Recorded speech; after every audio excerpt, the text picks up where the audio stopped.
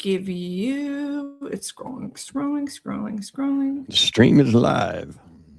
All right. And then do you have the option in the top corner to go live as well? Yeah, I'm live. I am live. All right. Good morning, guys.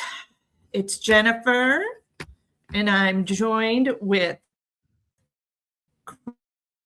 Crime Cask over on YouTube. If you see that down there, go follow, go subscribe. I know I said I wasn't doing true crime anymore, but we're doing it. We're doing it because we're talking about the Stephen Smith case, and this needs justice. So we've got the expert here in Murdaugh. If you do not follow him, he is huge over on TikTok, by the way, guys. I was like, whoa, boots on the ground. Tell us a little bit about yourself. I had a friend of mine give me a sticker. It says, I'm TikTok famous. Sorry, I missed that last part. What did you say? I said you are. Yeah. I can't figure out how to go big on TikTok, but YouTube, I've got it a little bit figured out, which is good. I know, and you told me when we had talked before about Murdaugh, about my YouTube channel. You're like, why aren't you bigger on YouTube? I'm like, I don't know. I was shocked.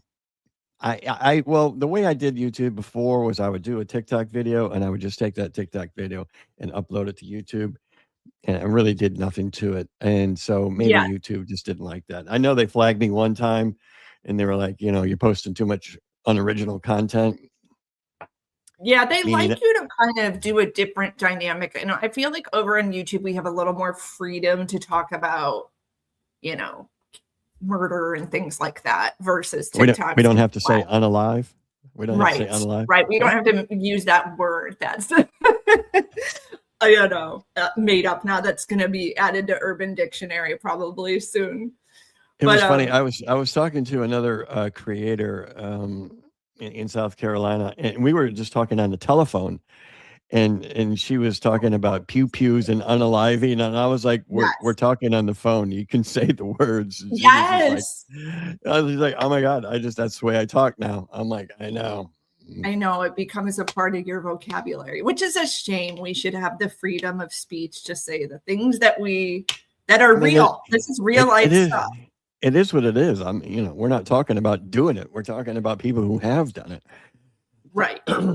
So, I would say a lot of my subscribers already know about the Murdaugh case, but unless they watched the documentaries, they may not know who Stephen Smith is. So can you give us a little breakdown about Stephen Smith? And guys, remember, this is a small community. You have been boots on the ground there, talking to people, doing interviews for some time now. So if you guys want to catch up on everything he's been investigating, TikTok's really the place. And I'll drop your link there. But tell us a little bit about Stephen Smith. Sure. So I've got a new book coming out, and I don't go back into Stephen's whole life because he died at the age of 19 in Hampton County, South Carolina, in a little town called Brunson, South Carolina. And there's a picture of Stephen right there. Yeah.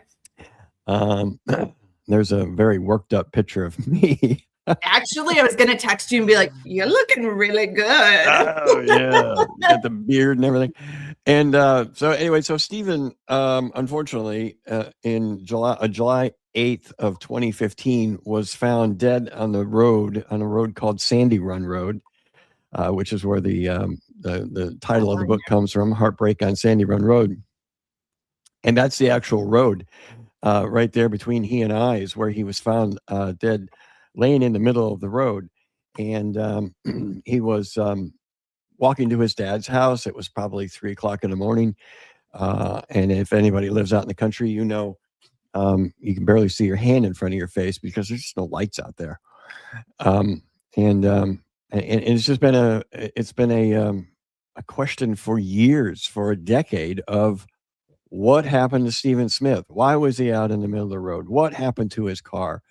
Why were his shoes on? Why does he only have that hit on his front forehead and in the back of his head? And this really bugged me a lot. and it's not something that happens overnight that you just all of a sudden discover everything and solve it. This has been going on. I've been investigating this case now for 2 years, and I've had, as you said, multiple interviews with very very close to the situation, um, and I've solved this case. I have Yes. solved this case. Now, when I say I've solved this case, people are like, "Well, why aren't you on NBC's Dateline?" And I tell people this, and you have to understand the news and the media a little bit. News is very reluctant to say anything about anybody being dead or people who would be involved in a death, unless the police or some public Absolutely. entity move forward with it. So, and I can attest to that. I'm a former journalist. If you guys are new here, and exactly what you're saying, unless you have some type of badge, Jim, I can't put you on air. And I think that's the beauty of the internet too, right. is I don't have to prove to you my credentials and my sources. It's either you believe me or you don't. And when you look at the facts and the way you've lined them up, it's making sense. So, Yeah. Continue on like you're saying, even if you reached out to these major media outlets, unless it's coming from the sheriff's department, they're not running with it, unfortunately. I mean, they're not. I get it to an extent, but then this is where you get your investigative journalism team to go look into it and work with you, which have the local media reached out to you to kind of follow along with you at all? No, they haven't, but I'm also to blame on that. I haven't reached out to local. Well, they should be reaching out to you, though. I mean, this is they where should, but journalism, I have found is highly competitive. Yes. Everybody's trying to one up everybody else. Everybody's trying to be the first to report, exclusive, and they want to say that. Which is funny, because I always would say when we were in the newsroom, they don't give a shit who had it first. They are not like sitting at the dining room table being like, "Did you see that Channel 2 had this first?" Right. No, yeah. Let me click over to Channel 2. Information. And the competitiveness is just between us as stations being like, "Oh, I was there first," or "I talked to so-and-so first." The general public doesn't give a shit who had it first. Yeah. So he was a 19-year-old. He was a 19-year-old nursing student from Hampton County, which is in the Low Country of South Carolina. Anybody that knows it, and what they call the Low Country is basically the coastal area from Myrtle Beach, Charleston, down to Georgia. So Hampton County is just about an hour north, I say, of Charleston, near Walterboro, South Carolina. Right. I mean, where he died was probably about a 15-minute drive to Moselle, which was the home of Alec Murdaugh and his family. But the circumstances surrounding his death have always just been suspicious. What? Did he have earbuds in that night he was walking? I can't remember if it's this case or a different one. No, I don't think he did. He was listening. Was he listening to music? Okay. No, his phone was in his car for some weird reason. That I don't know why his phone was in his car. Maybe he just forgot it and was half a mile down the road and was like, "I'll forget it." But in his death, I will also throw this out. Like, a lot of people, who don't know much about this case, what you may have seen, because if you're only looking at a couple headlines that pop up in your news feed, is that there was this rumor that Buster Murdaugh and Stephen Smith had some type of relationship, which has been disproven, but people have speculated that because Buster was scared of that coming out, that he may have been involved in Stephen Smith's murder. And then also, we haven't even talked about, for someone new here, how Stephen was murdered. So you can kind of go into that too. Yeah, I mean, Sandy Smith, his mother had pleaded, for the truth for years. And she's like, somebody did this. Sure. And she said, whoever it was needs to come forward so our family can finally have peace. And she has an attorney over at a company called Bland Richter, Eric Bland. And he also came out, he says, we urge anyone with knowledge of the events leading up to Stephen's death to contact SLED and bring long-awaited answers. So I took that battle cry and I ran with it, and I spent a lot of time on this case, really breaking it down piece by piece. So let's start with the car. Okay, so Stephen drove a car that is notorious. It's a Chevy Aveo. And the year, make, and model of that Chevy Aveo has a issue with that car where it will break down and it will stop. It'll just stop everything. Like you're driving down the road, and it'll feel like you're out of gas. And I'm trying to recall the name of this little sensor, but it's a sensor that it may have even had a recall on this car, but it would mimic you being out of gas. Because it messed with the timing of the car, and when it did that, it sent these signals and it just shut the car down. And sometimes it wouldn't start, and it would just feel weird, like you ran out of gas. That nobody looked into that. They're all like, "Well, he had gasoline in his car, but why was his gas cap out?" Well, I don't know. Like I said, it's pitch black out. If it's 3:00 in the morning, he's taking his gas cap like, off. was Why? it tampered with? I don't know. Was he looking at it? Yeah. Was he smelling it? Who knows what he was doing? And then he just decided to walk. Maybe he was pissed off. Maybe he was tired.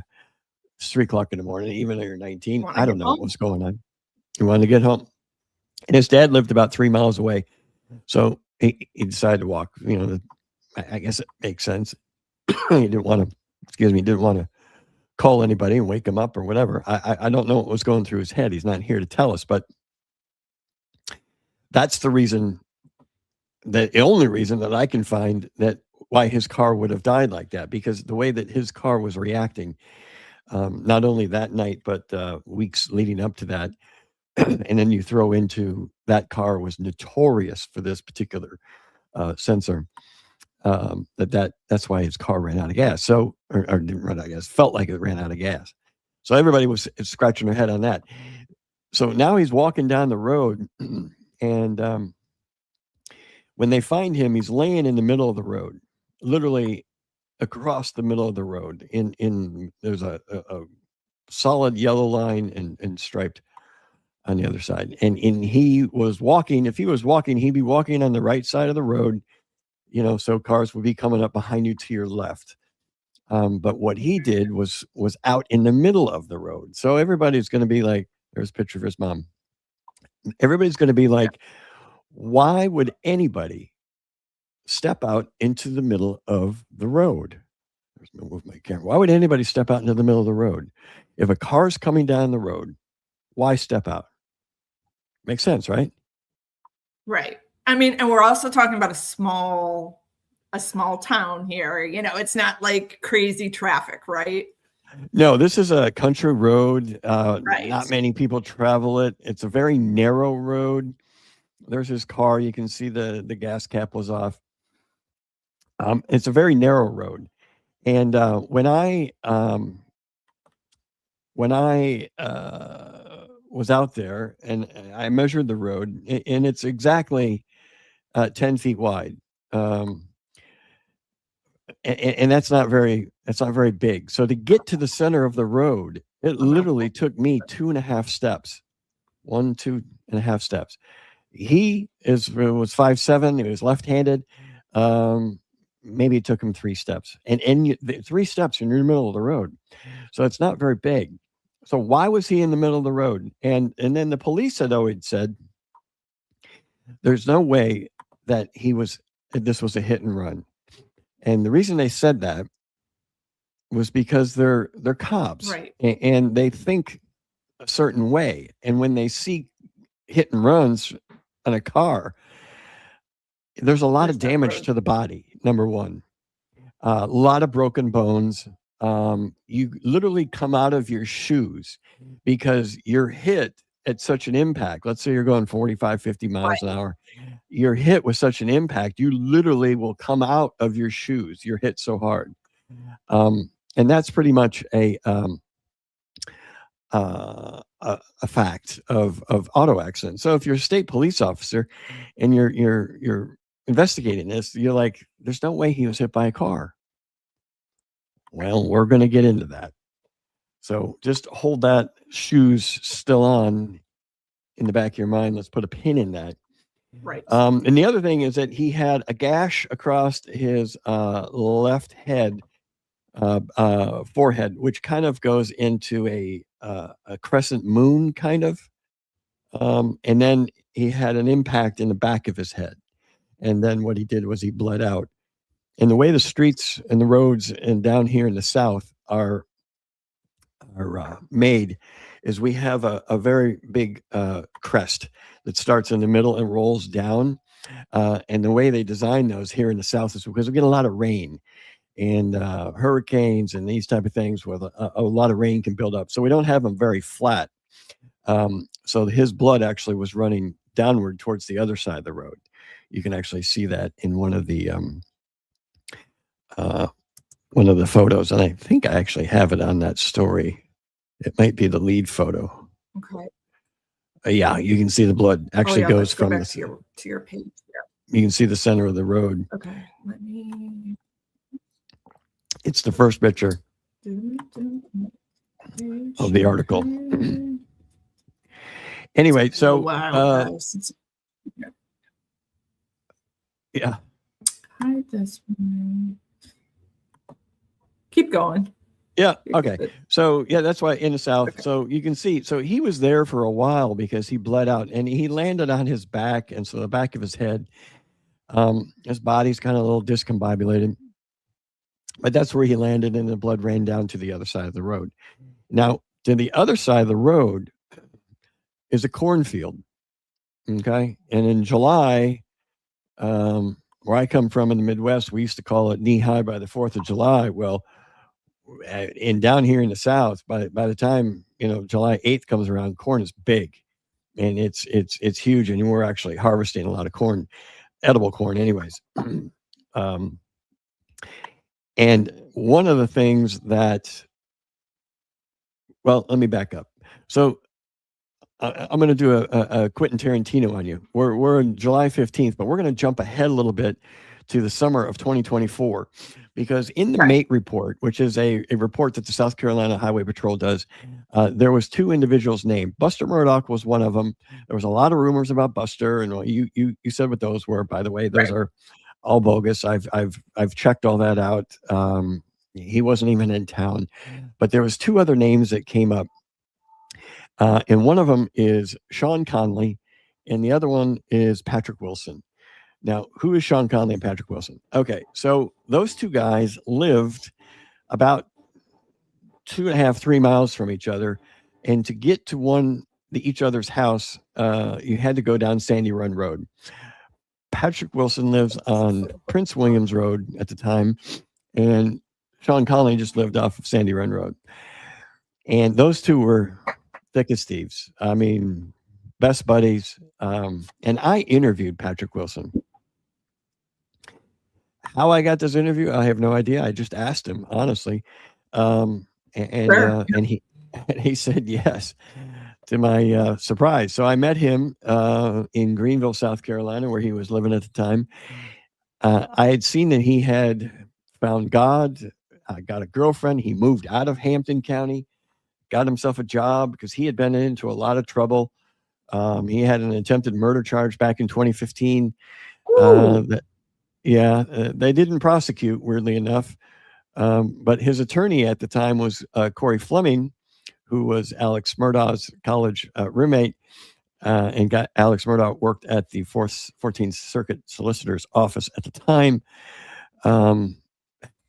this is all connected. I'm telling you, it's all related, dated, or That's hated. what it's like. The small town stuff, man, is Yeah. And so I'm going to try to go slow because I'm unreal. trying to make sure everybody gets all these connections when we get to kind of the end here.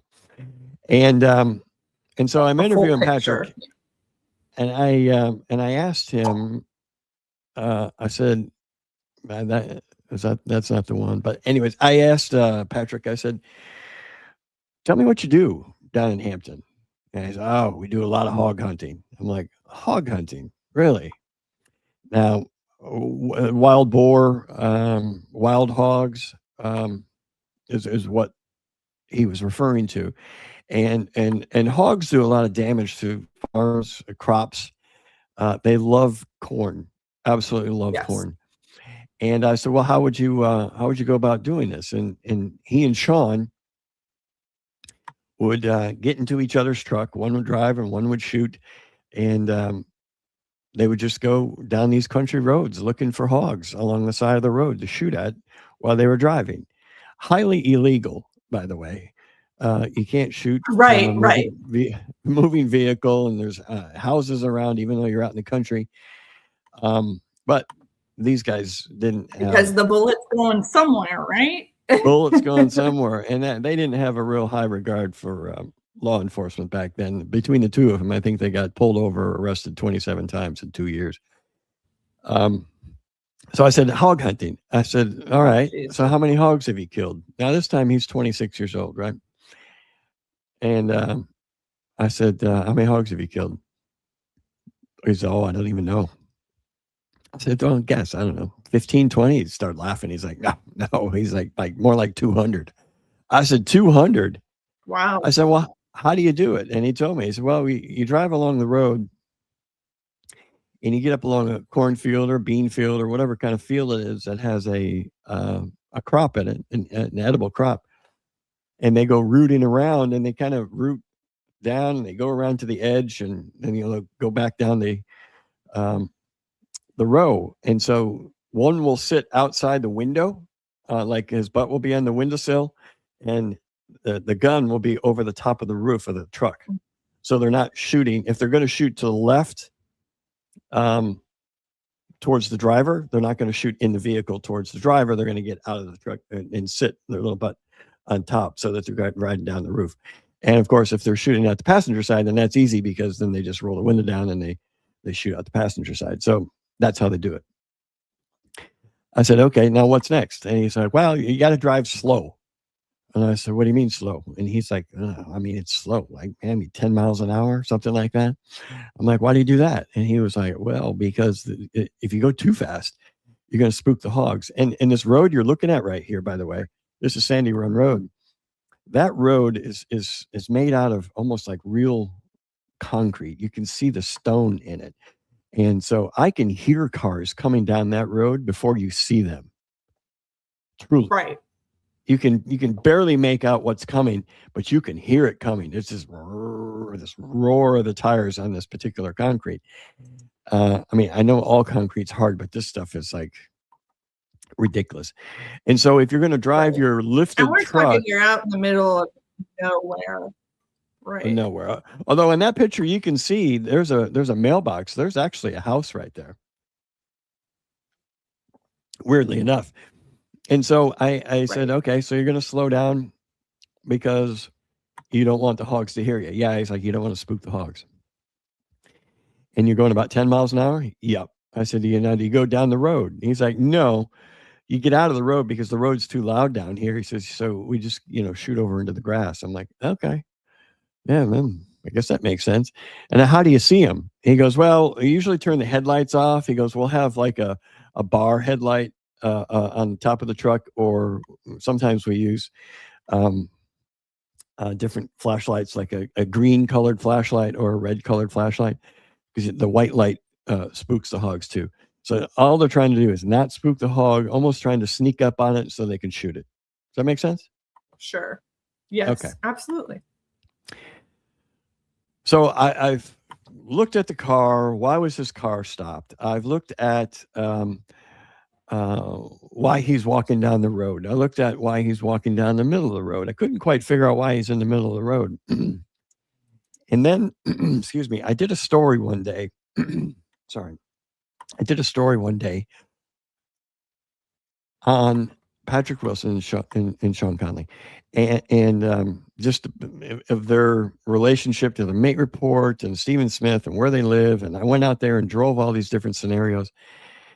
And I had named Patrick Wilson's mother as this one particular person with a different last name. And so I got a phone call after I reported this article, and this person was upset. And, he's not he's not an Altman, is what they had said. His name was Wilson, or she's not an Altman, Patrick's mother. And so I said, well, let me talk to you about Patrick. And they were like, yeah. And I said, well, what's this whole Stephen Smith thing? I mean, this just kind of confuses me. And like, what do you mean? And I said, well, his involvement, number one. And they stopped, and it was about a 5-second delay. And I didn't talk. And they were like, well, I probably shouldn't be saying this, but I was there the night Stephen Smith died. And that just stopped me. It just stopped me. I said, what do you mean? So like, all right. They said, well, I got off work, and I'm not using their name. It's a confidential source. They didn't want their name used. I'm sure somebody's going to probably figure it out, but I'm not going to be the one to give it to them. Sure. And they said they got off work, and they went to where Patrick Wilson lived.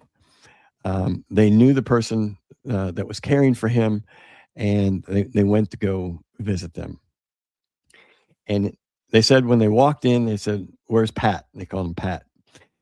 And the response back to me was, well, he and that Conley boy went out for the night. Okay, so this would have been Monday night. So Stephen was found on Tuesday, July 8th. So this was Monday night, 11 o'clock, 11:30, July 7th. And they said they proceeded to stay there for a couple hours. Because when they get off at 11, it's like it's their 5 o'clock, right? So they're there. So they're up, and they said about 3 or 4 o'clock in the morning. They don't remember exactly the time. Sean and Patrick come back. According to them, Sean and Patrick come back to Patrick's house and come in, and Patrick comes in, and he is clearly upset. And they're like, "Is this the one you said that was like vomiting?"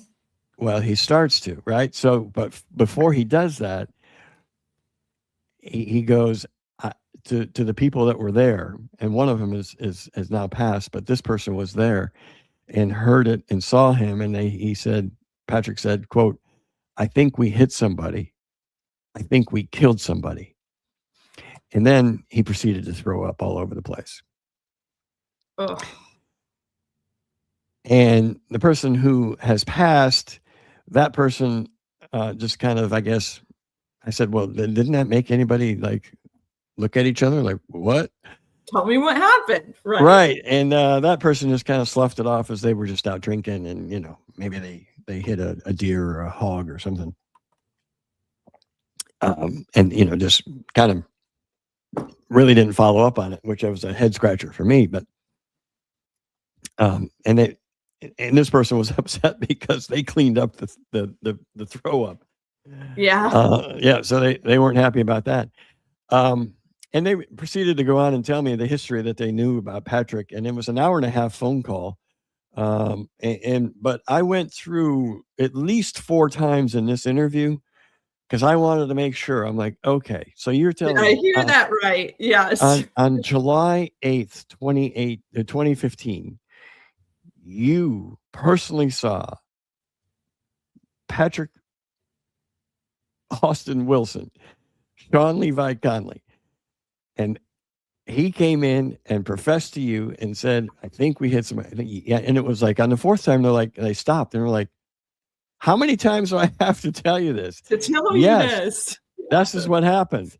I was like, okay, listen, I'm Because just you're like, making sure. I don't want to put this out there, and then you come back at me and say, I didn't say that. So I get it. You're covering your bases, man. Right. And not only that, this is a recorded phone call, which in South Carolina, you know, you need one party consent. But and I was the one party, and but this phone call was recorded. So now I get off the phone and I'm like, oh my God. Yeah. What do I do Now with it all this? starts to click to me. Let me So ask you before you continue. My mind immediately went to, is it possible that they were hog hunting and shot Stephen by accident? okay. So here is how I figured out what happened, because I got off the phone and I was like, oh my God. So I had all these thoughts going into my head. And then I listened to the Patrick Wilson interview again. And then I listened to this interview again. But while I interviewed that person, I said, let me ask you something. I said, Patrick told me when I interviewed him that he goes hog hunting a lot. And they were like, yeah. And so I gave him the scenario. And I said, what if they were hog hunting and Steven saw them and they turned their headlights off on a highway and slowed down and pulled over on the opposite side of the road to go hog hunting and turn their headlights off and were driving about 10 miles an hour? And they were like, oh, well, I could believe that. So I ran this scenario with a private investigator that I work with. Mm-hmm. And I did exactly that. So drove up down that exact road on Sandy Run Road. They were on the other side of the road where Stephen would have been. I pulled over onto the other side of the road, onto the grass, got the car going to about 10 miles an hour. And then there's a stop right there. So what you're looking at is, this is an older picture. That field right there would have had 6-7 foot tall cornfield right there. You see that Hang tight. telephone? I got a good one that I just found. I found a good one to show You see that you telephone guys, pole like, though? I want to make sure you see that telephone pole. yes. Okay.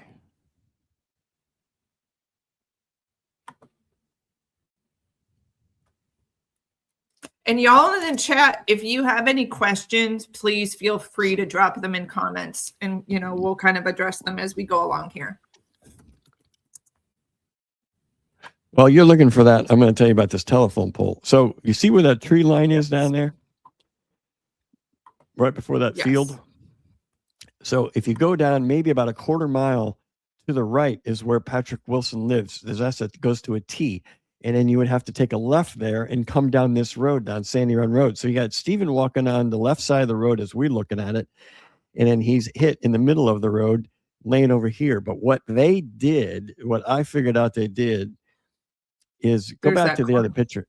Yeah. Can you, there's a corn, but can you go back to the, okay. What they did is they came down here and they go into the grass and start pulling over what looks like they're pulling over on the side of the road to do what? They're not going 55 miles an hour down this highway like everybody else does. They look like they're pulling over, and they're in the grass to slow down so they don't spook the hogs, and they turn their headlights off. I'm sorry, but if I'm a 19-year-old kid, I'm thinking, oh, they're coming to pick me up.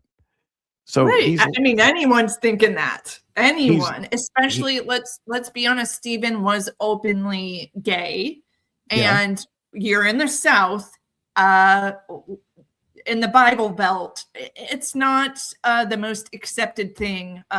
Versus, you know, here I live outside of Atlanta, very common, you know, in the gay community. But we're talking about an openly gay teenager in the South.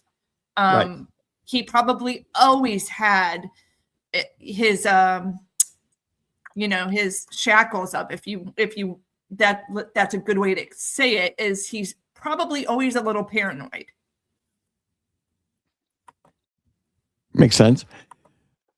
But once you get to this, where this telephone pole is, right? That's where Stephen was hit. Do you see that? Yeah, the yellow line right there? the dash. Yes. That's where he's laying over. So when I did this experiment, that person was standing right over here where Stephen would have been standing. I pull over on the side of the road, and then I get to this telephone pole, and I pull back out into the road to avoid the telephone pole. And as I'm doing that, that person's already walking out into the middle of the road, and I drive right by him. And when we got done with the experiment, I said, "What were you thinking? What did it feel like?" And they were like, "Literally, I thought you were pulling over. It looked like you were pulling over to pick me up." Mm-hmm. And he goes, and so I'm doing the same thing. I'm walking out in the middle of the road. And I'm like, "Hey, I'm right here," because the car would have still been going, right? So you think about where that truck is going, and then all of a sudden it pulls back out on the road. Well, Steven's in the middle of the road with his left hand up in the air, like, hey, yeah, and he somehow. And the truck that Sean Conley drove was a lifted Z71 Chevy pickup truck. And in my article that I gave you the link to, there's a picture of it, probably about halfway through the article. You can see that truck, and you can see that he has what's called tow mirrors, TOW, tow mirrors on either side. And tow mirrors are bigger mirrors that stick further out than normal original equipment mirrors, so you can see your trailer and what you're pulling on your trailer. That particular side view mirror, that passenger side, when I talked to Patrick Wilson, had been damaged on this Chevy pickup truck. That had been damaged. Yep. Keep going down. No, don't click on that. It's in there. You got to go about halfway down. It's the one that I sent you. Oh, where do we go? Go back. It's in the private chat. This is the article, or no? Am I in the right one? I don't think so. Well, hold on. Okay. I've written so many of them. No, this is different. Yeah, it's a different one. If you go to the one that I sent you, it's got all the stuff. You can see the picture of the telephone pole. You can see the picture of the corn. That's it. Roll about halfway down, and you're going to see Sean's truck. And so Sean, his truck had been damaged, and that side view mirror. Wait to get there. You go. Literally is about halfway down.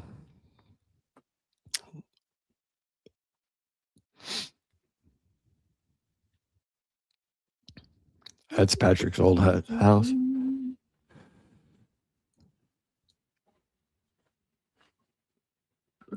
Next one. You see how he's laying there, though?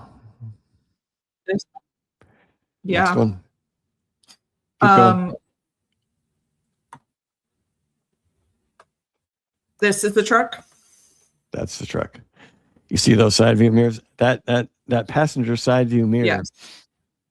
That was the truck that Patrick told me he and Sean were driving in that night.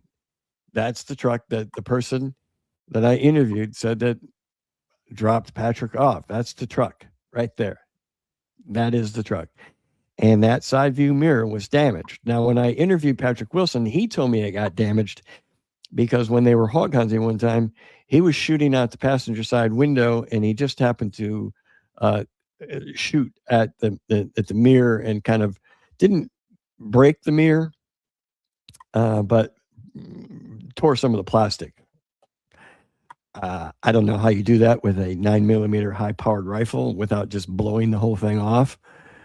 In fact, that's probably an experiment I should try to do. He just said some of the plastic broke.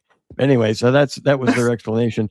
And then those mirrors were changed out back to original equipment mirrors later on. It was months later. But that you see that behind that side view mirror, there's like a little piece of plastic that protrudes out into like a point. and that crescent moon I was telling you on his head. So remember, he's left-handed, so he's going to be here's the left side of his head. So if a truck is pulled over on the opposite side of the road, he's walking this way towards the truck, and he's left-handed going this way, and this is where you get hit, is on the left hand, not this side, on your right side, because you're not walking towards it in the middle. You're walking this way because it's on side of the road. You're walking toward it, and then it pulls out real quick, and he gets clipped in the left side of his head, and he falls backwards onto the road, and that's where he laid. Yeah, that's where I was a little shocked to see he was not face down, and that makes sense. He was hit this way, and he moved back. Yeah, and then another thing you bring up, I remember, I wish I had the 911 call on me. I don't have it, on my desktop, but the person who called in is the one who immediately said, there's a body in the road. It looks like someone got hit by a car. So they're taking that information right off the bat based on what a caller says, and their mindset, it is already like, okay, this person was hit by, you know what I mean? Like how a person can kind of set what happened in motion, but yet if you're not investigating it deeper, you're just kind of taking that phone call for what it is, which is crazy. So, and you're telling me none of this was really looked at by investigators? Well, here's where it gets weird. Okay, so as I said the name Altman before. Yeah. There was a guy by the name of Nick Ginn. He was a Hampton City Police Department. He worked he was a police officer for the Hampton City Police Department. So there's Hampton City cops, then there's Hampton County sheriffs, and then there was state police. This highway is a state highway. So the state patrol is what took the lead on it. And who was secondary was the Hampton County Sheriff's Department, because it was in the county. It was not in the city. So, but here's where it gets weird. There was a guy, it's going to take a little bit to explain. There's a guy, his name was Daryl Williams. And Daryl Williams, in December of 2015, called Nick Ginn. And he told Nick Ginn that Patrick had told him that on the night of July 8th, he said the next day, Sean Conley had called him and said, I think I hit something. And then he went back the next day, and all the cops were there. And of course, they found out it was Stephen Smith. And then after Patrick had told him this, he walked outside and started to throw up. Remember the last time he said that? Yes. My confidential source said the same thing. When he said this, he started to throw up. Okay, so who's Daryl Williams? Daryl Williams was dating at the time Patrick's mother. She is not an Altman, but he was dating Patrick's mother. He had 2 children with her. And why he called Nick Ginn was because he used to date Nick Ginn's mother. So they were never married, so they weren't like stepbrothers or anything. But Nick Ginn and Patrick Wilson basically shared Daryl Williams as a guy who dated their mother and lived with their mothers. So I listened to this, and it was recorded by the state police. And the guy said, "Well, what did you do? What did you do?" And he said, "Well, I called Patrick and Sean up, and I told them I needed to meet with them." And Nick Ginn took pictures of Sean Conley's side view mirror. And Patrick Wilson told me the same thing. He says he called me up. He wanted me to meet him. Sean and I to meet him with the truck over at the Hampton Inn. I pulled in. There's a bunch of cops there. He comes out. He takes pictures with a cell phone. I said, "Where are the pictures?" He says, "I don't know." There's Corey Fleming. And then Nick Ginn says, "I sent him to the state police, to a guy by the name of Mitch Altman." Another guy related to Patrick Wilson. Remember? Yeah. Related, dated, or hated. And yes. So I did a FOIA request to the state police for those exact pictures. In fact, Nick Ginn even said the date and the time that he texted them to Mitch Altman. They don't exist. I got a whole dossier of pictures from the state police and this FOIA, and those weren't in it. So then I called Hampton City Police and I said, hey, this is what I was told. This is what was said. Do you have these pictures? And they were like, their response was, were not involved in that whatsoever. We're the city police. Nick Ginn should never have been investigating this. We don't know why he would have been taking pictures, and we don't have any of these pictures you're talking about. I'm like, this is starting to sound really weird. Why is Nick Ginn getting involved? And then, of course, I reached out to Nick Ginn, and he hasn't responded to me. Of course. So we've got damage to the side view mirror. Patrick says he shot at it. This person says, Patrick told me they hit somebody and they hit him with the side view mirror.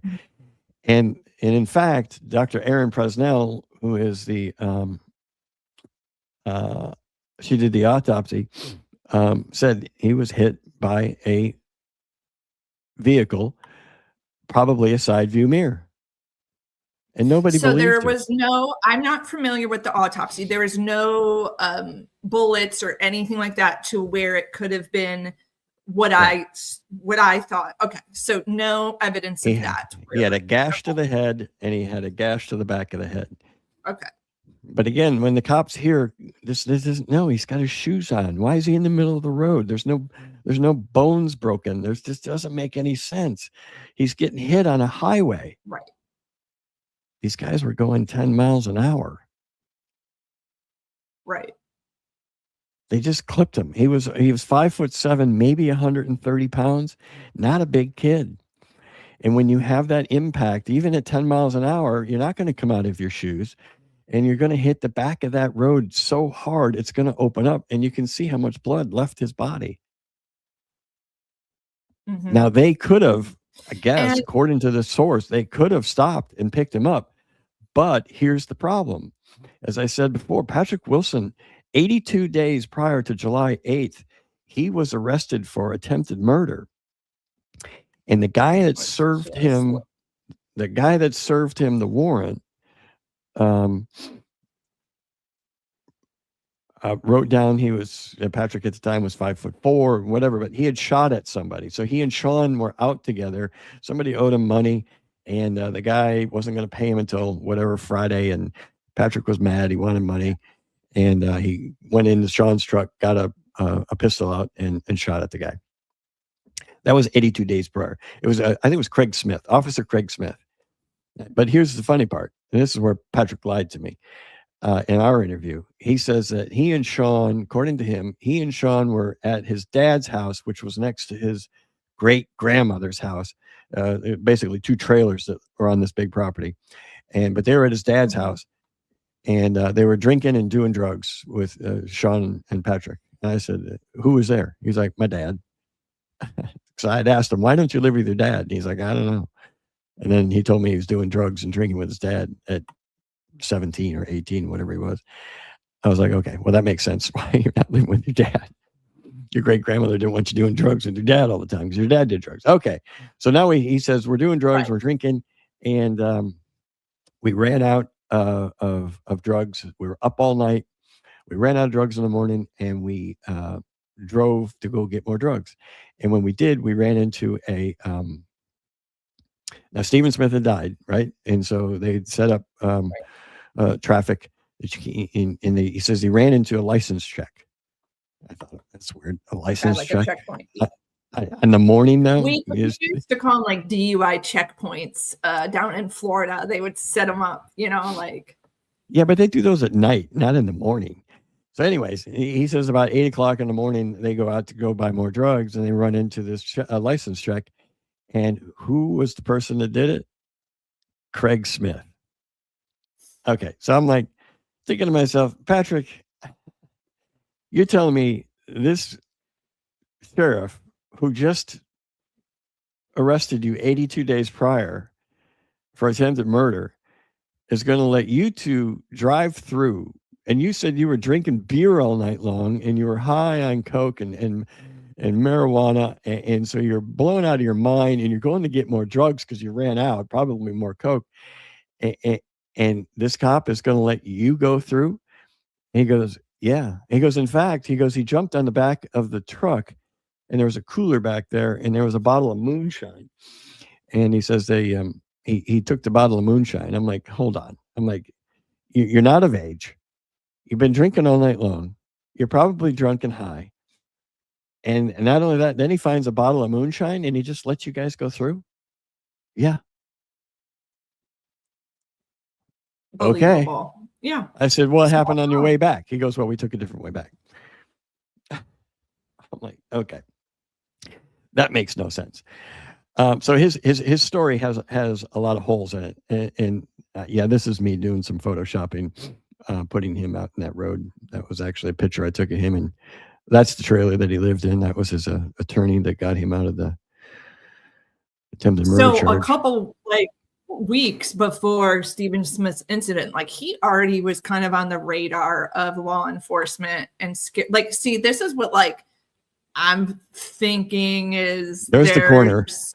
So this is Sandy. This is Sandy Run Road that you have to. This is a T right here. Sorry to interrupt, but this is Prince Williams Road coming from Patrick Wilson's house. You come to this T and you take a left, and it's not even a quarter mile, and you see the cornfield. And Stephen was about halfway down that cornfield.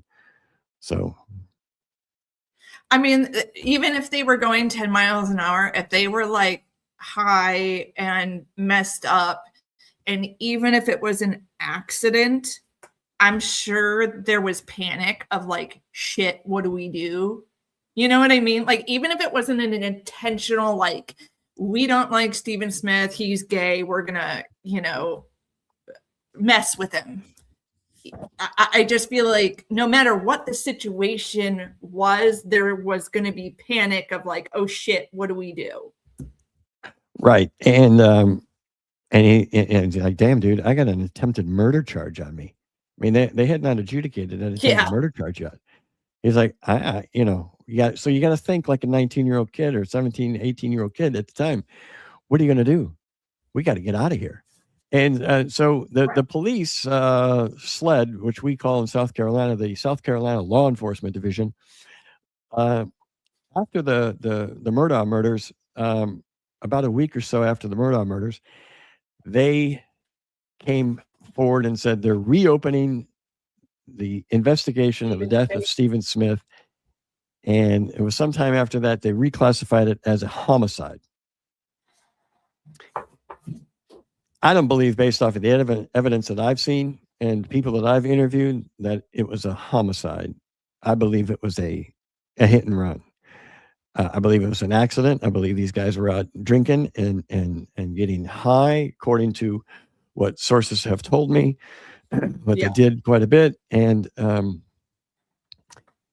that's their exactly opinion, what it sounds like. Kids being kids, and let's be honest. If it were a target of hey, we don't like Stephen because he's gay, they probably would have done a lot more damage. And the FBI would probably there would have been too. A hate crime where there would have been way more to the autopsy. It sounds more like two kids messed up and hit him, and in a panic we're shit, what do we do? Right. They leave. Kind of shocked they did leave him like that, but also they're not in the mindset, right? They're high or whatever. Well, they're going to be. Let's just say if they were drunk and high, like Patrick had told me, and like the source had told me. Now you got underage, you're drunk, you got drugs in the car, you're illegally hog hunting, and you got an attempted murder charge on you.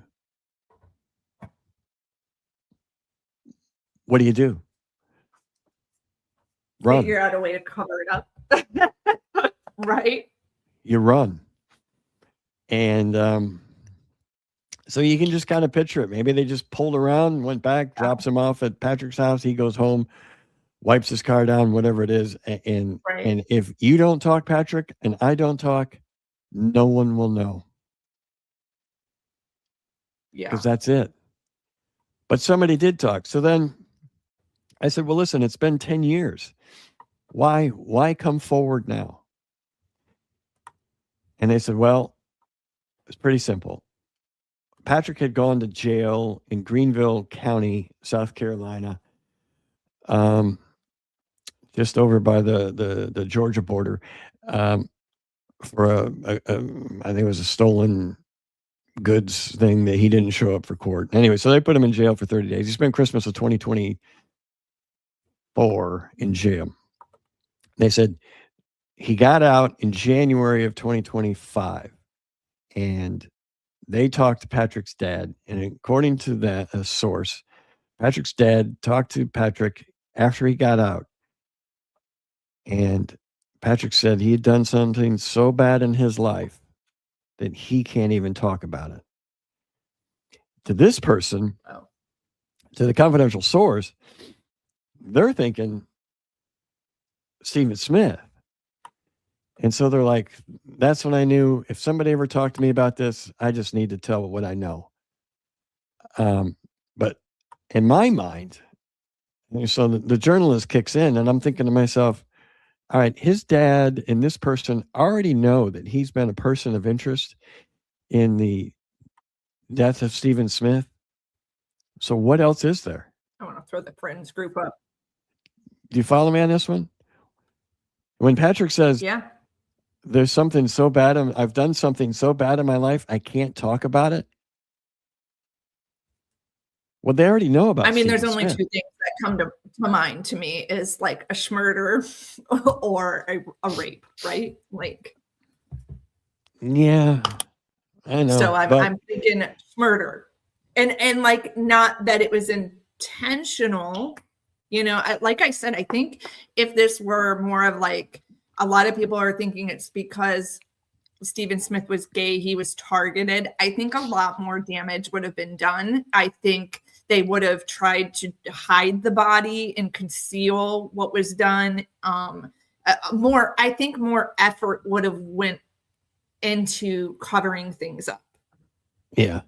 So keep this friend group up here for a minute, and we'll talk about this. I like being able to kind of see here what I mean, because it's such a small town, and I love your slogan. The friend group. What is it? Hate, dated, oh, yeah. hated. What is it? Related, dated, or hated. One of those three. So we've got a lot of deaths here, starting with Stephen Smith. Then you go to Gloria Satterfield, who was the Murdaugh housekeeper. Then you've got Mallory Beach. You got Paul Murdaugh and Maddie Murdaugh. Let me explain these two, because these all are connected, people. Do not think for a second these are not connected, okay? So if we believe what the confidential source told us, and we believe Daryl Williams and what Patrick told him, is that it was he and Sean. So if we go with that scenario, we've got, and Patrick told me that he's at Bennett, and him and Sean, they were at Moselle all the time, hunting, fishing, drinking, doing drugs, just having a good old time. Anthony Cook, here's who lives 5 minutes from each other.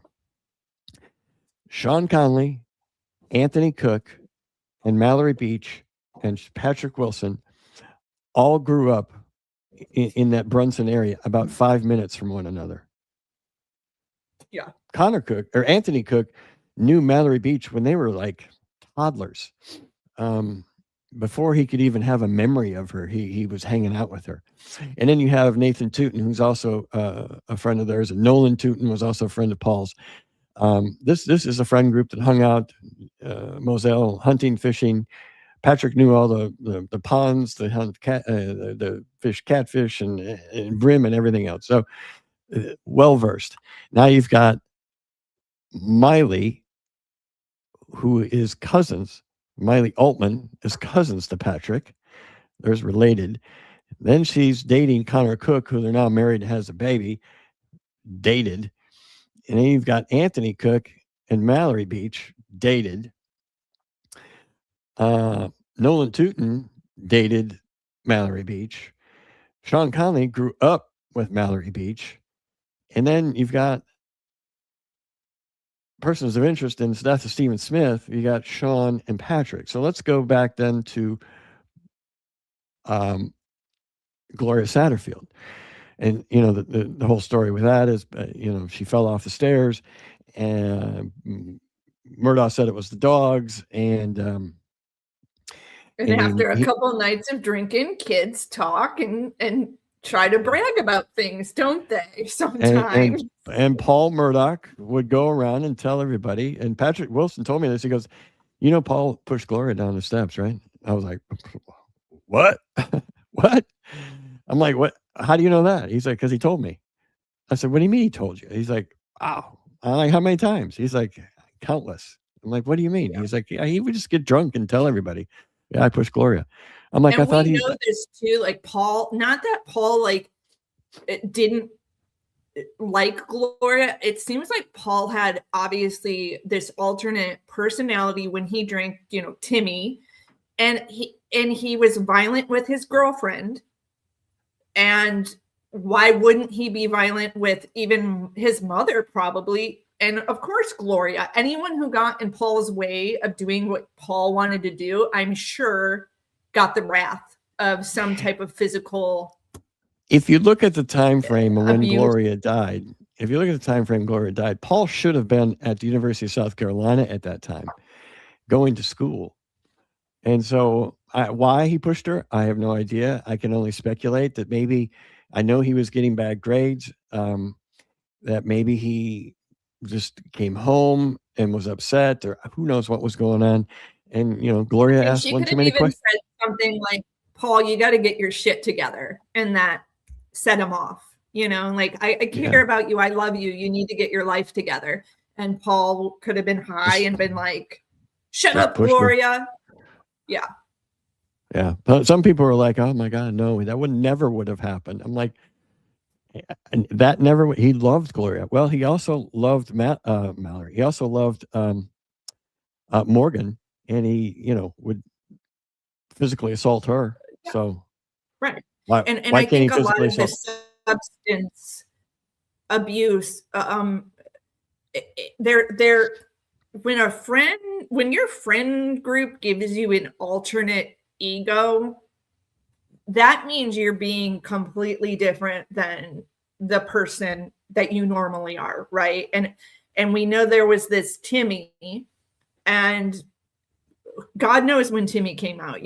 It's very obvious Paul had some issues going on and would rely on substances to kind of get through that. Maybe even like comparing himself to Buster, something as simple as like, God, I wish I could be more like my brother and have my life together and be smart. And I feel like Paul was just like the cool kid in town. And that was something he really thrived off of in this whole group of friends. It's like, let's go to Paul's house. They have money. They have the boat. They have access to get the alcohol and whatever we want. Yeah. No, but that all ended after the boat crash. They all separated themselves. Even Morgan, his girlfriend, they all stopped associating with Paul because, Paul offered them something. Like you said, it was Moselle, it was drugs, it was drinking, whatever it was, the hunting, the fishing. But after the boat crash, Mallory, that's how deep Mallory ran to everybody. She grew up with all these kids. They all knew her. They all loved her. I mean, they or dated her, just normal dating stuff. Related, dated, or hated. Related, dated, or hated. They hung out, they talked, they gossiped. And I imagine so after that boat crash, Paul was even more dependent on substances because he felt abandoned by his friends. He was outcasted. People finally were, stepping up and saying, screaming at him murderer on the streets, which probably didn't happen to him before. Yeah. So then here's where it gets a little more weird. Just days after the murders of Paul and Maggie, SLED interviewed Buster Murdoch. And it was about an hour-long interview inside a police car, and there was two SLED agents that were interviewing Buster. And one of them says, and it was a person from the back seat says, "So what do you think about all this?" And he's like, "What do I think about what?" He's like, "Oh, your mother and your brother, getting killed. Do you think that somebody just came to kill Paul and your mother just happened to be there?" And he was like, "Actually, that's exactly what I think happened." And they're like, "Okay." And then the guy in the front seat goes, "Well, let me ask you something."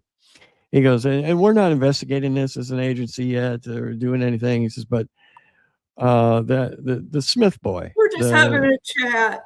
We're just having you know how cops are. Yeah. He says, the Smith boy. He's like, yeah. He's like, you hear anything about that? And here's where it gets very important. I want everybody to understand this. Have you heard anything related to the death of Stephen Smith as it relates back to the deaths of your brother and your mother? Okay. Does the death of Stephen Smith, does it mean anything to the deaths of your brother and your mother? Have you heard anything, any threats, any of this, any of that? And instead of Buster listening to what the guy said as it relates to your brother and your mother, he took it to be himself. Because as you had said, everybody and people like Mandy Matney goes out there falsely accuses Buster of doing this or being a part of it somehow. The gay relationship, the baseball bat, all of it is just complete bunk. So he starts taking it, internalizing it as himself. But the question wasn't, have you had any threats? The question is, have you heard about any threats as it relates to your mother and your brother that go back to Stephen Smith? Now go back to the friend group picture. I want to show you something. And I've got more evidence and I can't come out with it right now, but I just want to tell you something. Go back to the friend group picture. Anthony Cook is the boyfriend of Mallory Beach. There's Anthony. And, in the night of the boat crash, he said, you know who that is? It's Paul Murdoch. That's Alex Murdaugh's son. Good luck. And then he sees Paul smiling at him, and he's like, fuck you, Bo. You killed my girlfriend, Bo. I'll be rot in hell, and all these things. He's screaming at it. I'm not doing it justice, but he clearly he's upset, and he has a right to be. But he afterward he started wearing a bracelet, a purple bracelet, in honor of Mallory Beach, and he wore that at his wedding. He just got married, I think a year ago, maybe it was 2 years ago, and one of his best buddies is Sean Conley. They grew up 5 minutes from each other. They live right now 5 minutes from each other. Anthony Cook is a huge hog hunter. I think the only TikTok video that Anthony Cook has on his TikTok is he and Sean messing around out in the middle. And there's smiling Sean Conley standing next to Anthony Cook. Now, when you get into the boat crash, there has been people who have come out and said, well, what if Paul was going to use information that he knew who killed Stephen Smith to try to get out of that boat crash? Because you remember what Anthony Cook had said. He's good luck because he gets out of everything. Good luck. Connor Cook said that in his deposition with the DNR, that, he's like, Paul gets out of everything. When I interviewed, and it worried him, it worried Connor so much, he thought his life was in danger of the Murdaughs. When I talked to Patrick Wilson, he said the same thing, that Paul would get into car accidents, get into fights, and he would get out of it. And because he would get out of it, because he called granddaddy and he called daddy, and it would go away. So go back to the friend group, if you would, please. Yeah. Blunt force trauma. Let's go. It was. We got a little delay here. Whoop, you had it. Come on. There we go. It isn't being live. That's all right. So there we go. Anthony thought he was going to get out of it. Connor thought he was going to get out of it. Patrick thought he was going to get out of it. Did Sean think he was going to get out of it? Because Sean was the one, according to the confidential source and according to Daryl Wilson, was driving the truck that killed Stephen Smith. Now, I'm not saying that. That's what these people are saying. But what was Paul? There was a hearing that was coming up. And even if Paul wasn't going to, what if they thought maybe? What if he uses that information to try to get out of this? What if he uses the death of Stephen Smith to try to leverage his little ass to get out of the death of Mallory Beach? Sure. Who would want to make anything to get out of trouble? Who would want to make sure that Paul was held accountable to the death of Mallory Beach, besides Mallory's parents? In this picture right here. Anthony. Who would want to make sure that Paul shut his mouth and didn't utter the word Stephen Smith? Because when I said before in this interview, if Patrick and Sean don't talk, nobody knows. But I did talk to a private investigator who told me, it was hired by Sandy Smith's attorneys, did tell me that he did interview people that said that Sean said the same thing. He would go to these parties and he would spout off that he hit Stephen Smith. So people knew it, right? But no one talks down there. Nobody talks down in the Low Country. Nobody talks in the Low Country. But when they're with their friends and when they drink. But if one of them, like Paul, is trying to save his ass, right? Remember the old mob movies? Hey, you think talk? I mean, he just got clipped by the cops. I don't know. Joey's a good guy. We know Joey a long time, but is he going to talk? I don't know if Joey's going to talk. Let's make sure Joey doesn't talk. Yeah, I mean, it's a classic mob movie. Yeah, how to figure the way out is you go clip Joey, and then Joey's. You don't have to worry about Joey talking anymore. Listen, so I'm not saying that these guys had anything to do with it, but they certainly had motive. They certainly had motive, and there's evidence that I have shared with SLED. By the way, all this has been shared with SLED going back to July of last year, and I just was sharing more information with them that I uncovered about Stephen Smith that relates back to the Murdaughs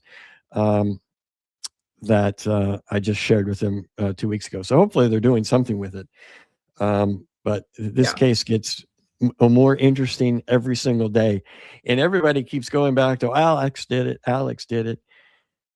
I'm going to tell you again, and feel free to come after me and with your hate. Alex Murdaugh did not kill his wife and his son. Yeah. The evidence is not there. In fact, if you guys have not gone over to his page, there's a lot of videos to catch up on too, for people to watch, where you have been able to disprove a lot of what we're seeing in these documentaries, and timelines are not matching up. And you are the person who has actually gone down to Moselle and tried, done the drives, measured. You have been boots on the ground and have proven timelines are not matching up to what we're seeing to connect Alex to the murders. Right. In fact, I'm going to be in Beaufort in a couple of weeks. So I'm going to do another one. We're going to do a reenactment we're going to measure out exactly where the kennels are, to where the hangar is, to where Maggie was found, to where Paul was found. And we're going to try to replicate what the state says Alec Murdaugh did. We're going to try to replicate that. And we're going to time it. We're going to time it in a couple of different ways. We're going to film it. And then we're going to time it with two killers coming out of the woods and see what happens there. By the way, the shooter of Maggie, according to the defense, was anywhere between 5'2" and 5'4". Yeah, like a teenager. I don't know if 5'4" rings a bell from this interview, but right. Somebody else I mentioned was 5'4". Alex is definitely not 5'4". No, he's 6'4", but he's 6'4" from the waist. He's got a tall torso, waist up, because him and I have the same inseam pants. I'm 6'1", so we have a 32 pants, but he was like a 44 waist, but he's really tall from his waist up. No, Alex Murdaugh did not do this. This was appears to be based off of the evidence. Not only a revenge killing, but a keep quiet killing. Mhm. And I even have evidence of people knowing about this, that laughing that Alec got caught. Sure, of course. Yeah. And they're like, they thought it was so funny because they said they all hated Alec. So there's people out there that know who really did it. I know who did it. I certainly am not going to come out here and spout it off. But what I can tell you is that I've given this information to SLED. They have all the information that I've talked about and even more. And I've also given it to Dick and Jim, his defense attorneys. Met with them for quite a few hours one time, and still share information with them. So everybody's aware. And then we've got the Alec Murdaugh on February 11th is going to be before the Supreme Court of the state of South Carolina, where they're going to argue for a new trial. And I believe he's going to get a new trial. We won't know on February 11th because that's not how the Supreme Court works here in the state. They'll take they have their written arguments, and they'll listen to their oral arguments, and then they'll come up with an opinion. It could be days, weeks, months, who knows. I'm assuming it's probably going to be a short amount of time. But yep, and I will be there as well, listening to that. And I think he's going to get a new trial. If he does get a new trial, though, with a lot of the charges of financial charges. Yes. He's not getting out of prison, right? No. So here's what he did. The only thing is he just wants to clear his name, and his wife and son's murder is really what he's trying to do, correct? Yes, and I think there's a secondary to that. So in most states, I know in the state of South Carolina, in most states, if you I always think this is weird how the state and the federal charge you with the same crimes. And doesn't make any sense to me, but our United States Supreme Court says it does, but it doesn't to me. But anyway, so he pled guilty to those financial charges in federal court before he pled guilty to state charges of the financial charges. So here's what happens. Let's say the Supreme Court throws out his case, and let's go to the worst case. Let's say the best case scenario for him is they overturn the conviction and don't allow it to be tried again. I don't think that's going to happen, but let's just say it does. Yeah. Or let's just say they overturn the conviction and the state doesn't want to either retry him, or let's say they retry him and they lose. Here's what happens. Because Alec pled guilty to the federal charges before the state charges, and those state charges and federal charges run concurrently, meaning they're both running at the same time, he will then leave South Carolina state prison and go to federal prison. Now, with the murder charges being dropped, or let's say he wins his second trial, he's not going there as a murderer and financial fraud guy. He's just going financial crime. So he's going to go to one of these club feds where you can order, DoorDash Chick-fil-A too. Which makes a lot of sense, right? I mean, he's trying to live the best life he can behind bars, and exactly what you said. If we're taking a murder charge out, there's less of a target on your back. Your conditions go to will be nicer, right? Yeah. You go to Club Fed, and that's what would happen. Now, yes, he would be there. I did the math. I think you earn, let's call it good behavior. I forget what the feds call it in their system, but you earn, I think it's like 50 some days a year of off your time. There's no parole or any of this thing in the federal system, but you can earn days off. And over that many years, he would probably get out of prison somewhere in his late 80s. He's 57 now. Wow. If he So does, yeah, that's kind of if crazy. he lives that long, he would get out.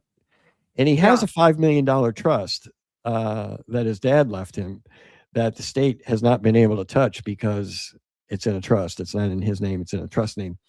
Right. I don't know how he would access that once he got out in 30 some years, but I did the math on that. It would be worth about 25, 30 million by the time he gets out. That Murdaugh name is never going broke. We know that. No, and in fact, Buster, who just got married, he's suing Netflix and HBO and Cinemark and a couple others. Cinemark is the production company that did the documentary Southern Scandal, Murdaugh Murders for Netflix, and he's suing them. And by the way, if you watch the Netflix show, I did a YouTube video on this. You can look a couple of messages down, or a couple of videos down in mine. Cinemark got all their information from Fitz News. And I know this because I have, through an investigation, had discovered text messages that a person who used to work for Fitz News, Callie Lyons, had. And there's thousands of them, but it shows and proves that Cinemark got their information on Stephen Smith and Alec Murdaugh from Fitz News. And where did Fitz News get their information from? Well, Liz Farrell was working for Fitz News at the time, and Liz Farrell was getting her information, according to her deposition, from Mark Tinsley. Mm-hmm. All from Mark Tinsley. And what did Mark Tinsley have as a incentive to see Alec Murdaugh guilty? Well, he just got almost a $20 million judgment against Parker's convenience store for selling Paul Murdaugh the booze, the beer, on that particular night that Mallory was killed. So he had millions of dollars at risk. And if Alec got off free, not guilty, that wouldn't have been good either. So if you watch the Netflix, you're basically listening to what an attorney who wanted Alec guilty gave as evidence to Fitz News and Liz Farrell. And they admitted in those text messages. I'm not just making something up. Right. So it's why you're not going to have media go out and tell you that Alex didn't do it, because they're all going to look dumb, number one. And number two, no one's doing this type of journalistic work out here of doing these experiments. We'll definitely see them taking it a little more serious after this scheduled hearing. Like if he does get a new trial, I think the media is going to be more open to looking at other possibilities, and it's kind of like you're way ahead of the game on this. Yeah. So for sure. Yeah, it'll be interesting. And the Hulu show that Mandy Matney had, I mean, that was complete fiction. But here's the weird thing about this, and I'm going to pick on Mandy a little bit because they're picking on me, is that I dropped this article about Stephen Smith on October 15th, is when I think her Hulu show debuted. Yes. And the episode where Stephen Smith had died had not aired yet. So I had called Sandy Smith before I dropped this article, and I told her about it. I called her Eric Bland, told him about it. Sandy told me, listen, I've never heard this much information from a SLED agent. Thank you very much. I appreciate it. I told her about Sean Patrick. I told her about everything. Should I tell your attorney? Yeah, I told the attorney. I called Eric up. He thanked me. I got a text from Eric Bland. Thank you for your hard work. Good job. And then that was on October 15th. And then 2 days later, when Mandy Matney found out she was out in California doing her Hulu thing, all of a sudden I'm a cruel liar. Yeah. I'm like, wait a minute. You don't know what I have. Right. You don't know the interview that I have. You don't know the person that I interviewed.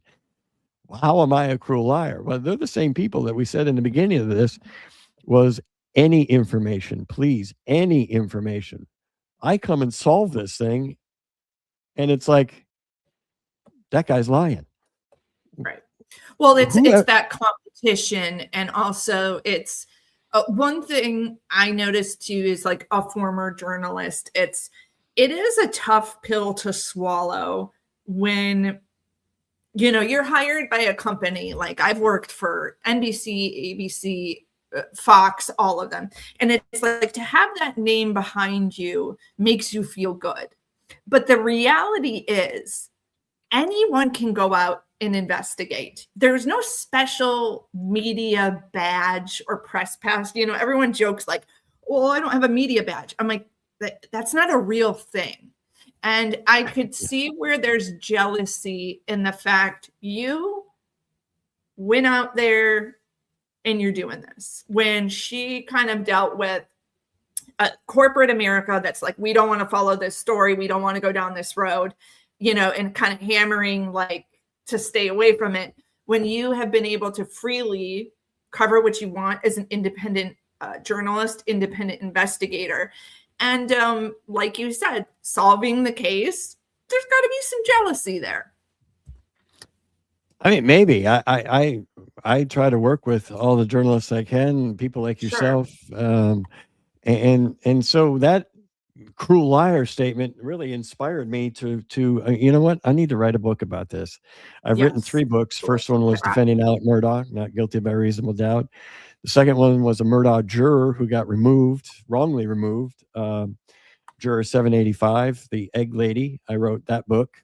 And then I wrote a book for a January 6th, a J6 guy, and called Trumped Up. He was pardoned by President Trump. And the fourth one is Heartbreak on Sandy Run Road. Okay. So I want to talk about this. Yeah. So like before, we're coming up on an hour and a half. I'm like, God, we could just talk for hours about this. Yeah, and that's the craziest thing. But to wrap up, sure. So we just talked about Alex is in February going to have, this hearing, whether we're going to find out whether he's getting a new trial. So that's kind of where we are on that.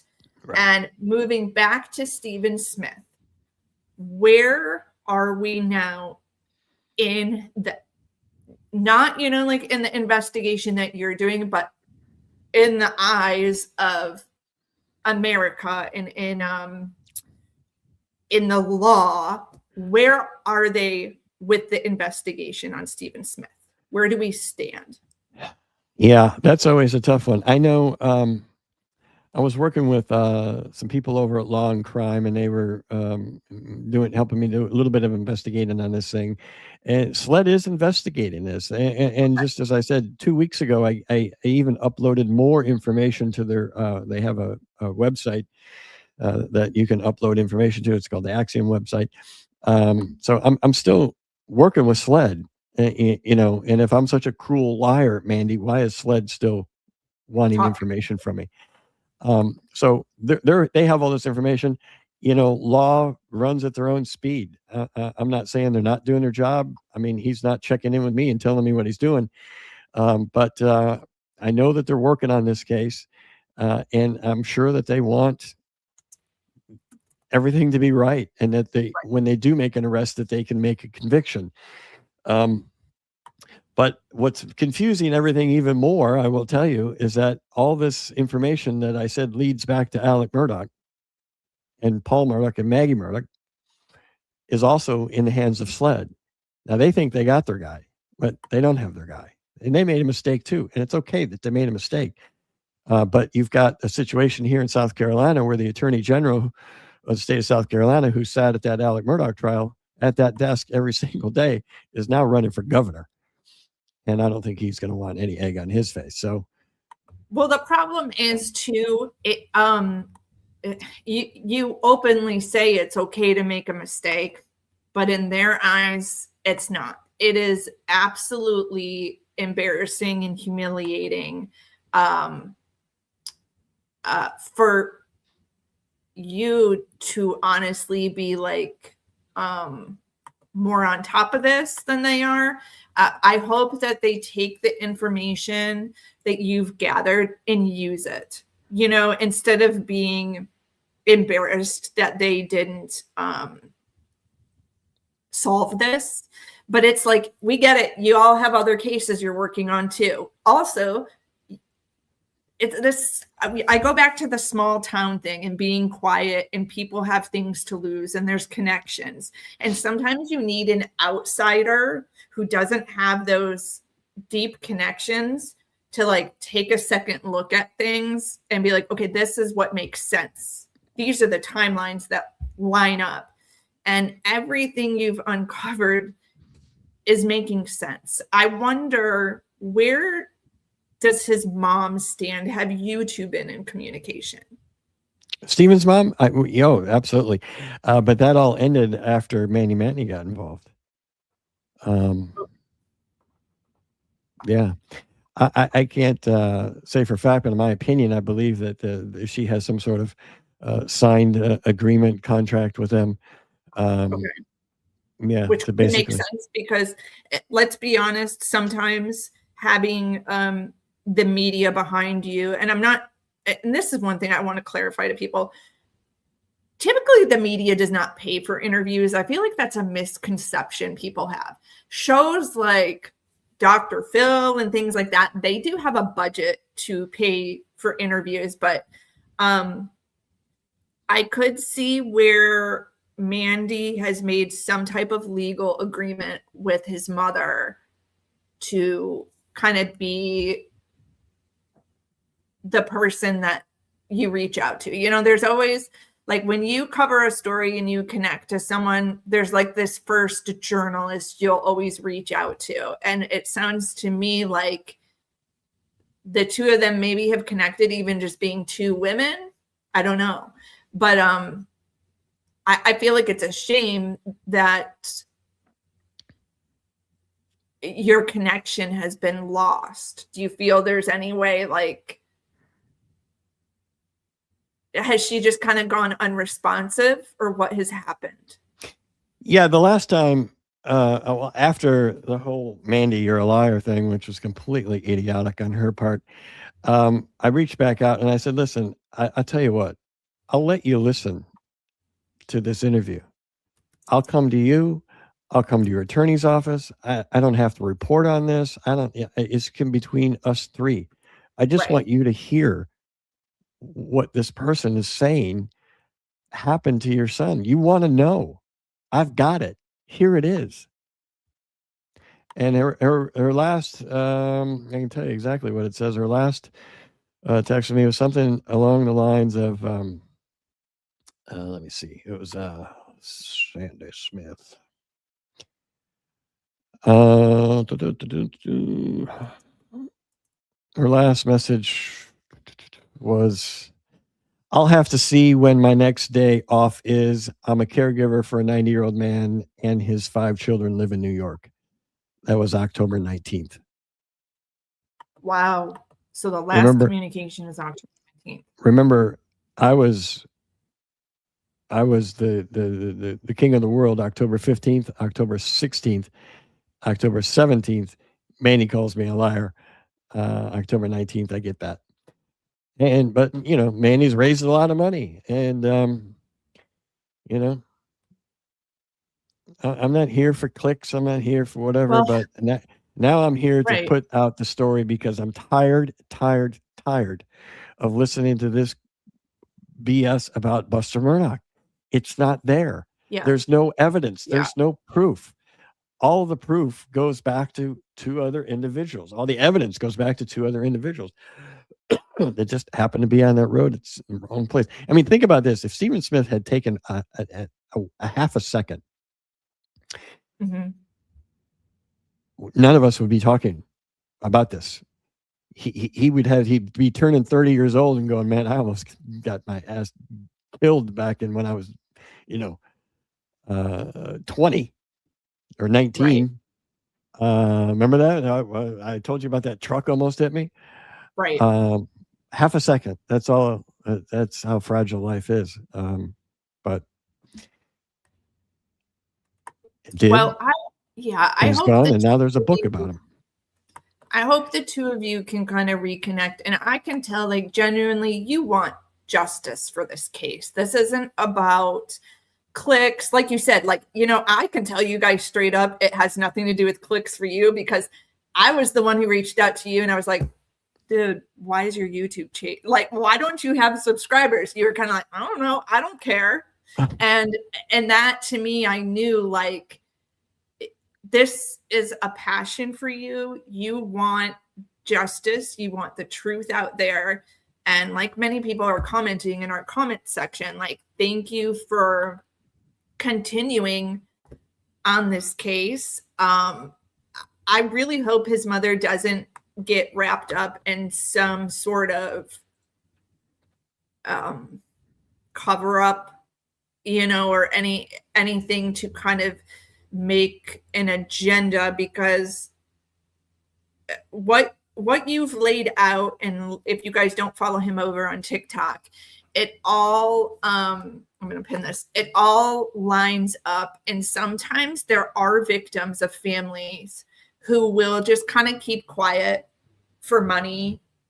And why I say that is, if the state wants to make it look like Buster did this, or wants to make him look like the person, they can set it up to look like that, and then do something to keep Stephen Smith's family quiet and happy. And that happens with victims' families sometimes. But regardless, like, this case needs justice, and I can tell truly you have a passion for it. And it's not about clicks. It's not about, writing this book to make money. I mean, I can just clearly tell that about you. You have so much information, and you have done so much research that it would be dumb for you not to do these books. And I also admire that you go out and you do it, when other people will sometimes be quiet and be like, well, I don't have the press pass, or I don't work for a big news station, so no one's going to listen to me. When you're like, I don't care, like, I'm going to do it anyway. You either listen or you don't. And that's right. what, like, I love about your channel.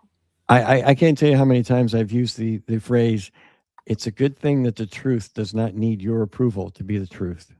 Right. Believe what you want to, but here's the truth. And so, yeah, I mean, the first book, Defending Alec Murdaugh, Not Guilty by Reasonable Doubt, was I just, the guy's not guilty, and I wanted to get the information and the experiments and things that I did out there. The second book, with Myra Crosby getting wrongly kicked off that jury, I wanted to tell her story, and she worked with me on that. We're co-authors on that. I wanted to get her story out there because I feel that she was also put down. And then, whatever you think about J6, this particular guy, Josh Pruitt, he just walked in. He didn't do anything. And gets 5 years. I mean, should he have walked in? Whatever. I'm not going to argue that. But so that story too, it was just a good American story. And this one here is the same thing. Like, there's too many people in the media and the press that are going in a completely opposite, different direction, and wanting to go because it's Murdaugh. Listen, right. It has nothing to do with this. Is just small town country hog hunting out in the middle of the highway and just getting clipped. And that's boring. Same thing with Becky Hill. It's boring. It's boring. I feel like you said the exact word. I think it is so easy to simplify what really happened, but it makes it so much juicier to add Buster's name into it, doesn't it? Absolutely, it does. And you just sprinkle Murdaugh all over it, and all of a sudden people are like, what? Yeah, like, you got to think, like, you know what? Maybe it's as simple as two kids who were drunk driving out hunting. And they hit the kid in the head, and he thought he was. They were pulling Buster over for Murdaugh hating this, this kid because he's gay, and they had, like, my gosh, do I see how? And when we talk about clicks and sensationalizing, that is how our society totally is. And unfortunately, what you've uncovered is just, sometimes we have to, like, dumb it down and simplify it and be like, hey, it's not as juicy as you think it is, but it's the truth. Look for the simplest. Don't make this complicated. And I hear so many different complicated theories of Murdaugh, and it's gotta be simple. But this book is coming out. The book is done. It's ready to go. There's a couple of publishers that are looking at it. I'm in no hurry to get it out there. I think it's going to be more towards summer. I don't quite know yet. April, May time period, maybe. but we're just starting the process of just getting the word out that Heartbreak on Sandy Run Road, which is, by the way, I do have a song on Spotify dedicated directly to Stephen Smith called Heartbreak on Sandy Run Road, if you go check that out. Yeah, so it all kind of goes together. And I wrote this book, I will tell you, then we can just finish up. But, as a reporter, especially in the written side in journalism, you'll anchor something with a link that'll be an internal link to take you to another story if you want. And I was thinking, how can I do this in a book? Well, you really can't do it in a book because it's pages, right? It's paper. So there's probably about 15 to 20 of them. What I did is I created QR codes to put into the book. So it's an interactive book. So when I talk about the conversation that Sandy and I had together, click here. Scan it. You can scan it and listen to it, and it'll take you right to you can listen to the 15-minute conversation that we had. I don't even know how I've never seen that in a book. Dude, you are like blowing my mind. I've never seen a book either. That's great.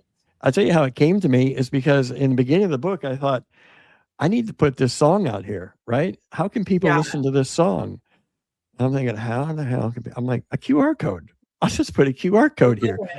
Click on this, but I even tell people, like, take your camera phone, put it up to it, and click on it, hit go, and you'll listen to the song, Heartbreak on Sandy Run Road.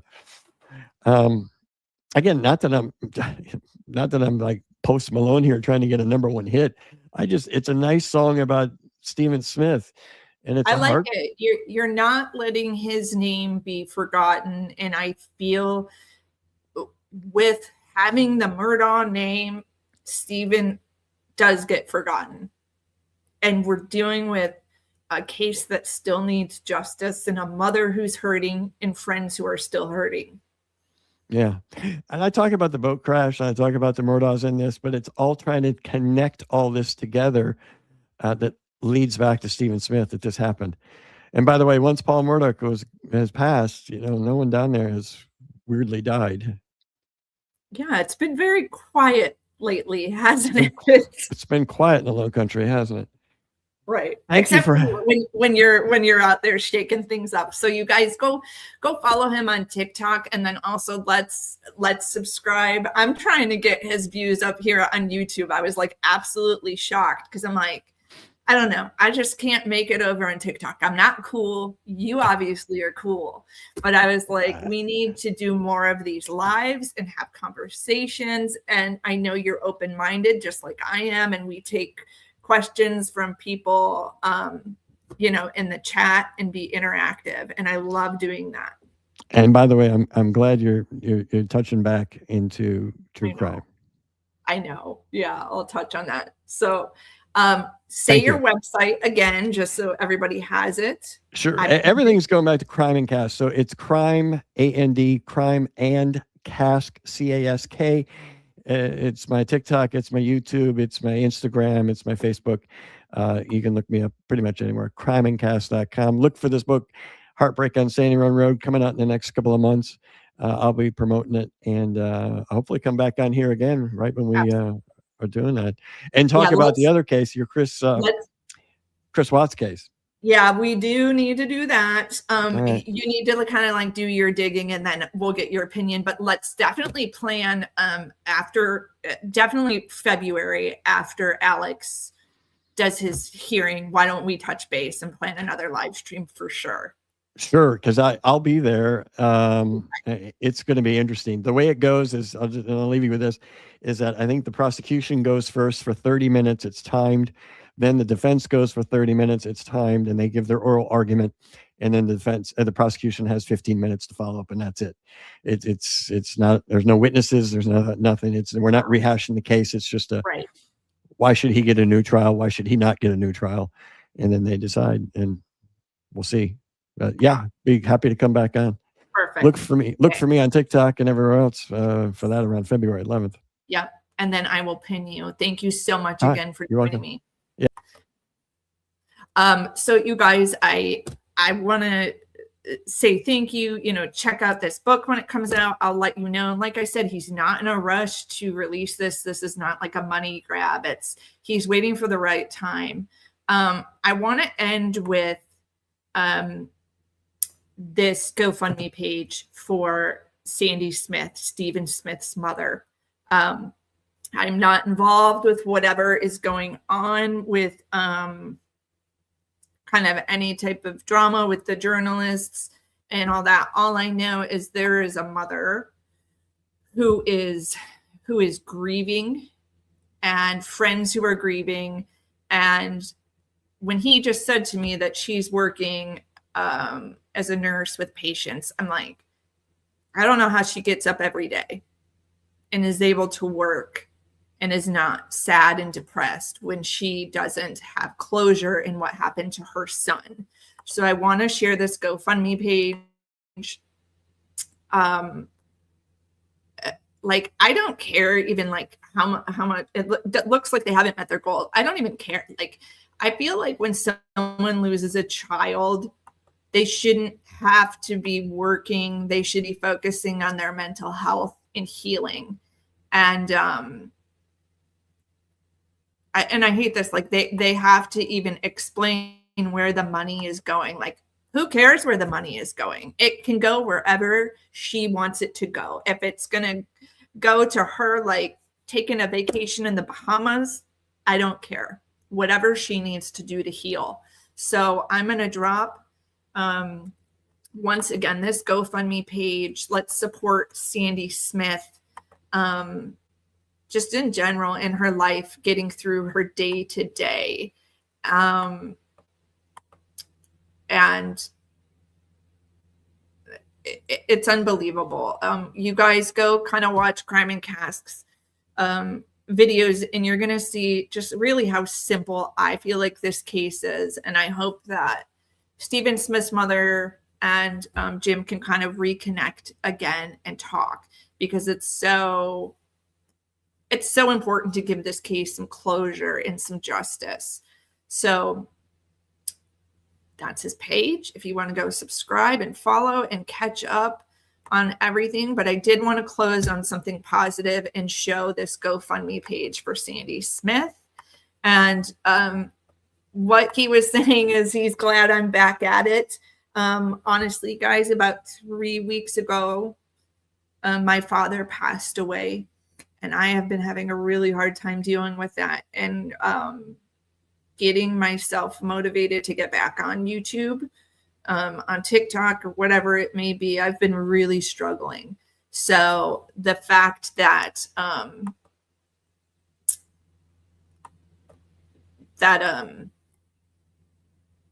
this popped up and we had the opportunity to do this interview and talk about Stephen Smith again, I feel like was the universe telling me, keep doing it, keep going. I do want to continue covering lifestyle content, but I've also decided when it comes to the true crime, let's talk more about these cases that are unsolved and cases that need justice. Thank you guys so much for joining me. And if you're new, please subscribe, take a look at some of my videos, and I will see you guys in the next one. I hope you have a fabulous weekend.